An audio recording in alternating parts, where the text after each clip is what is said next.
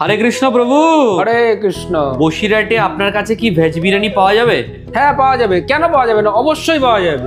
আপনাদের ভেজ বিরিয়ানি কি কি দিয়ে মেকিং করা হচ্ছে? আমাদের ভেজ বিরিয়ানি আলু, পনির আর সোয়াবিন দিয়ে মেকিং হচ্ছে। আনলিমিটেডের কোনো ব্যবস্থা রয়েছে আপনাদের কাছে? হ্যাঁ, অবশ্যই আছে আনলিমিটেডের ব্যবস্থা। আমাদের দোকান শুরু থেকেই এই আনলিমিটেডের ব্যবস্থা আছে। যারা বসে খাবে 100 টাকায় আনলিমিটেডের খাওয়ার ব্যবস্থা আছে। যতক্ষণ লাগে রাইস আর আলু ততক্ষণ দেওয়া হবে। আচ্ছা, এখন যে কন্টেনারটি দেখাচ্ছেন এটির দাম কত? এটা হচ্ছে 70 টাকা দাম। এটা আচ্ছা। 750 ml কন্টেনার।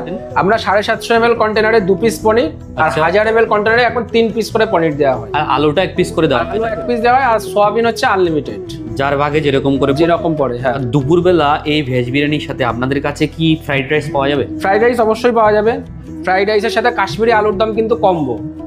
আচ্ছা, কম্বো নিলে কত টাকা করে দাম? 100 টাকা। 1000 ml কন্টেনারের ফ্রাইড রাইস আর 3 পিস আলুর দাম 100 টাকা। আচ্ছা, ফ্রাইড রাইসটা আপনারা কি কি দিয়ে মেকিং করেন? ফ্রাইড রাইস আমাদের গাজর, বিনস, ক্যাপসিকাম, কাজু, কিশমিশ আর আজকে মটরশুঁটিও আছে। মানে আচ্ছা। যখন যেরকম সবজি পাওয়া যায় সেরকম দিয়ে মেকিং করে। এখন যে কন্টেনারটি দেখা যাচ্ছে এটির দাম কত যদি কম্বো আলুর দম সহ নিতে চাই? এটির দাম হচ্ছে, যদি আলুর দাম কম্বো দিয়ে নিতে যায় এর দাম হচ্ছে 80 টাকা।